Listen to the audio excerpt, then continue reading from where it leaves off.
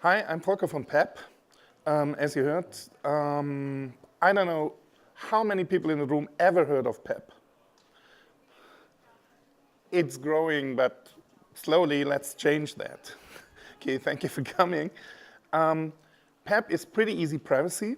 This is, well, we thought pretty good privacy is already there, but unfortunately, most tools which provide you privacy are not easy to use. So is there a way to change that? So usually I begin with a sentence what we are not doing. We are not another crypto app. We're doing something completely different. Actually, mostly in our project, we don't do crypto at all. Because what we do is we base on crypto, which is already good, which is, for example, GNU-net and GNU-PG and AppPGP. And then we try to make that working by default. That is PEP. So I want to introduce the idea of privacy by default. Just one step, we all know that, I think, that the situation we are in today when it comes to our data, which means it comes to the information about ourselves, which means our privacy, is not very good. Actually, it's more or less a catastrophe, right? So if you have a look on it, then, well, usually if you don't pay the service, get it for free, there can be a reason for it, right? So that's the situation we're actually in, which is nearly everyone is just dealing and selling with your data. And that's how it is. And whereas privacy, basically it's gone, and we want to conquer it back for all the people on this planet. How can that work? Well, unfortunately, we also know that we tried already. It partly worked, partly failed. This is what I call the X509 catastrophe. X509 is the concept behind a protocol named SSL, or new version TLS, which is basically HTTPS base. So this is what we're all using to browse the web, trying to do that safely, to keep our privacy. But unfortunately, this project is a little broken because there's too much trust for people. I'm not sure if you really want to trust them, right? And because I really dislike that some people are just narrowing this discussion always, we can mention some other guys who usually are well known to break privacy, and there's plenty of. This is an example from a list in Firefox. Whom all do we trust? You do. Maybe you're not aware of that, yet you're trusting such guys, but actually you do, and in my view, this has to stop. So, yes, basically all communication we have today can be compromised. In cryptography, we say is compromised even if it's not, but it could be. So you cannot be sure there's no security in it. So what can we do here? And that is the idea to add privacy by default. Privacy by default is not only about PEP, it's a concept. The concept is, well, today, if you try to use crypto tools, that means you have to adapt as a user to the crypto tool. You need to generate key pairs.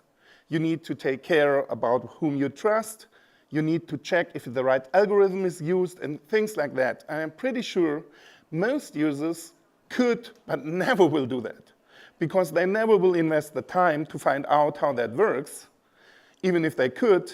And so the result is there is no privacy by default. But we want to add that. How can that work? And the idea of PEP was created on a crypto party. On a crypto party, you teach other people how to use crypto tools. And the simplistic idea of PEP is write that down, call it a protocol, and implement it in an engine. So the PEP engine is not doing crypto. It's using crypto tools for you, the user, the right way, the way we teach it on crypto parties. So instead of you using the crypto tool, the PEP engine is using it for you, making things right, and you don't care. So if we ever can, and it looks good, we even will protect metadata. It's not so easy, you know? It's not only the content of your message, but to whom you send the message when. It makes a big difference for people who want to breach your privacy. Then they see your contact network, and sometimes you just don't care. For other situations, you may care, and you feel unsafe, because that's not a good idea. They shouldn't know that I have a relationship here. Everyone knows anything like this. And, well, that's the metadata. And PEP is also about protecting metadata. And we protect that by default. So the last step is then trust. Trust is a huge thing, because whom you trust, you should decide yourself. What we are doing is, I call it internally OFU, which is tofu without trust. Tofu is trust on first use, but actually that's not enough for having trust. Just at first I got that key, probably it's the right one. At least I can detect attackers which come late, but if I cannot detect attackers which come early, so it's part of a solution but not enough. So what we do is, we call it OFU, it's tofu and trust words. Trust words is the idea to use words of your mother's tongue. And if it's the same words, then you with your communication partner, then you can be safe that there is no man in the middle. Well, that's the only step you may do using PEP as a user. That is the only thing you cannot automate, because now you, the user itself, is checking if it's the right person you're communicating to. So that is the rest we have as a user interface. Nearly everything else is just wiped out. Privacy by default means your job is to write a message and press send. So that's an obvious slide here. I just have to add it that I can refer it. I think we all know that. Probably you heard about that. I mean Enigmail. Enigmail is partnering together with PEP. Enigmail is the crypto solution for Mozilla Thunderbird. And what we're just working on, and I have a demonstration on my laptop already, and it's now in the main trunk, you can download the source code and try yourself, is we're adding pretty easy privacy to Enigmail. That means the only thing as a user you have to do to have encrypted email, even starting protecting metadata, means, well, you write a mail, full stop. You do nothing. And all of it, the full key management and all the such complicated things, go to the background. You're serviced by the PEP engine. And that is where I'm very happy that I can announce this today here, that we have the very first version up and running. Well, still in development, of course. It's not a release. It's not far from a release. But let's see what we can do in 4 weeks. Maybe in 4 weeks, we have a product. So if anyone is interested, I can show it. I have to greet Patrick Brunschuk here, my partner from Enigmail, because I'm so happy with the cooperation he did that demonstration I have on my laptop. So what we are suggesting is you, as the Mozilla community, we are asking you, do you want to add privacy by default as a feature to all Mozilla products? Because we would love to help you with that.